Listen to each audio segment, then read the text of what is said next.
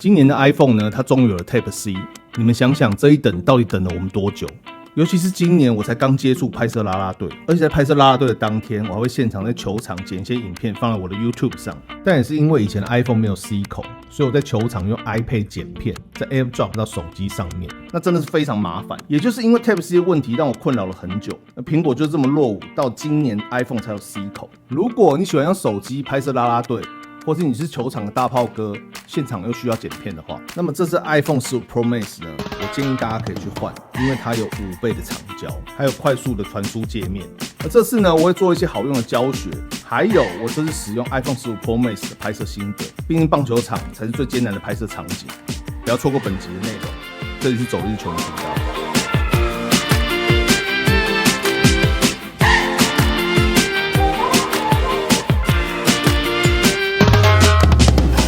现在介绍一下本集的干爹啊，本集的干爹是热麦地板。热麦地板呢，我公司跟家里都是铺热麦地板，铺起来真的非常的舒服啊。硬要挑热麦地板一个缺点就是它很贵，不过真的1分钱1分货。而且热麦地板的老板呢，对啦啦队们也非常的好，常常找啦啦队女孩们做活动，对棒球界也是非常有贡献哦。那么干爹呢，这集会送我们什么礼物呢？就是李多惠辣酷甜的 T 恤一件。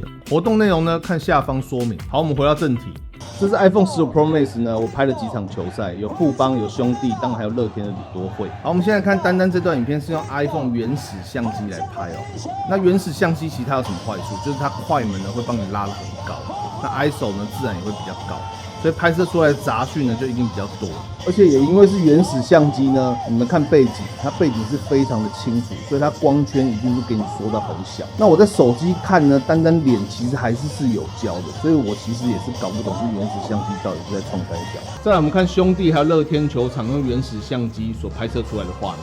那这段影片呢是用 iPhone 5倍长焦所拍的，这可爱的小球迷啊。那画面呢只能用惨不忍睹来形容，杂讯真的非常的高哦。上一段影片呢是晚上拍的，杂讯高都很正常。那这段影片小迪是下午所拍的，用5倍长焦，我是坐在兄弟的15排哦。然后呢，原始相机测试最后一段影片是在乐天球场。我们看云溪分别是用2倍焦跟5倍焦所拍的哦。乐天球场呢，不愧是对女孩最好的球场，光线其实是比较亮的。2倍焦段之下呢，我觉得画面算是还可以接受。那5倍呢，杂讯就是比较高了哦，锐利度就没有这么的好。但跟富邦还有兄弟球场比较之下，乐天球场是完胜哦。那这些原始相机所拍摄出来的画面呢，我都是有在用 iPhone 的滤镜把它改成鲜艳模式，我觉得这样肤色会比较好。那么这几段原始相机拍摄出来的结果呢，还有现在这段大乐区的影片，结论就是iPhone 15 Pro Max 原始相机呢，它也没有比较厉害，它就是多了5倍长焦。但这5倍长焦呢，在棒球场上你说好不好用？我觉得是非常的好用，它可以让你坐在13排左右的位置呢，都可以拍得非常的清楚，都可以拍得非常的远。再来，我们看电影级模式下拍摄出来的画面。那电影级模式有什么好处呢？就是它可以手动控制光圈，所以你们光圈呢可以开到最大，就是 F2.0。电影级模式拍摄出来的画面，我自己其实非常喜欢，毕竟是拍摄女孩嘛，所以背景虚化虽然看起来有点假，可是拍女孩呢，至少会有点朦胧美，看起来其实蛮漂亮。不过电影级模式呢，只有2倍焦段，所以你必须要做的比较近一点。像富邦这场呢，我做的是第2排，所以离女孩是非常的近。那后面呢，有一些电影级模式下拍摄出来的画面，大家可以看一下。结束的时间，一样邀请各位来看向大荧幕。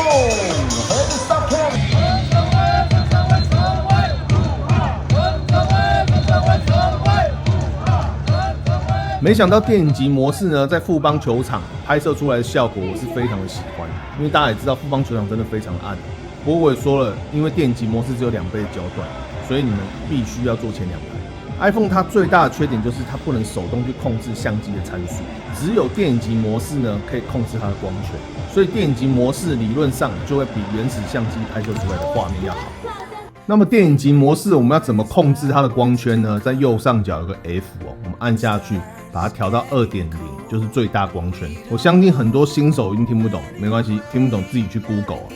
再来呢，进入到本集的重点 ，iPhone 它既然不能手动去控制参数，那我们就使用 App 来辅助我们。那介绍的这款 App 呢，叫做 Blackmagic Cam，当然这款目前是免费的哦。而且支援 iPhone 15的5倍长焦。这款 App 的教学呢，我也不教了，大家自己去 YouTube 搜寻我给你们看我自己的参数就好了。那目前呢，假如你拍 H.264， 你 4K 只能拍30格，那你拍 H.265 呢，4K 就可以拍到60格。那 H.265 有什么坏处呢？就是它比较吃电脑效能，电脑效能要比较好一点。那这个 App 还是有个缺点，就是它很容易宕机那宕机怎么办？我们直接把它 reset 就好了。接下来呢，看2段画面，一段画面是没有开防守阵，一段画面是有开防守阵。这 App 上面也可以去做设定，开启防守阵跟不开防守阵。那理论上呢，不开防守阵，它的画质会比较好。大家呢来对比这2段画面，我目前看起来呢，我觉得画质上面是没有什么差的所以呢，大家可以把 App 里面的防守阵模式呢开成标准模式，就是 Standard 模式。我说送恩，你说安打送恩，送恩。再来呢，这段影片是 4K 30帧拍你们跟前段影片凯蒂的影片比看看 ，4K 30格确实动态模糊，我觉得有点太多，看起来是不太舒服了。所以呢，我还是建议大家用 4K 60格拍。不过 4K 60格就是坏处，在快门就会拉比较高咯，所以呢，它进光量就会比较少。不过 4K 60格拍起来还是比较好看啦。后面这几段影片呢，你们可以跟最前面的小球迷那段影片做比较。我是觉得杂讯呢会比较少，因为我们是使用 App 来拍摄。所有的相机参数设定都自己设定。接下来这段影片呢是在乐天大乐区拍摄的，是使用 Apple Log H.265。看天色呢已经到了夜晚，你很难想象一只手机能在晚上拍摄出这样的画面。不过 Apple Log 不是这集的重点，因为要讲下去真的讲不完。这款 App 的好处呢，就是你不用在外接 SSD 拍摄 Log。不过这集呢是偏向对初学者的教学，对 Log 有兴趣的朋友呢就自己去玩看看了。很快呢来到这集的尾声在棒球场上，时常看到很多的大炮哥，连电脑都要搬去现场的剪片，真是非常的辛苦。那么这次呢，你说 iPhone 15 Pro Max 你们要不要买呢？我觉得，假如你真的很喜欢拍啦啦队，那你确实可以买。假如你又不想去花钱买一个高阶的相机，不过你说相机拍的到底好不好？那一定是比手机好嘛，这不是说废话吗？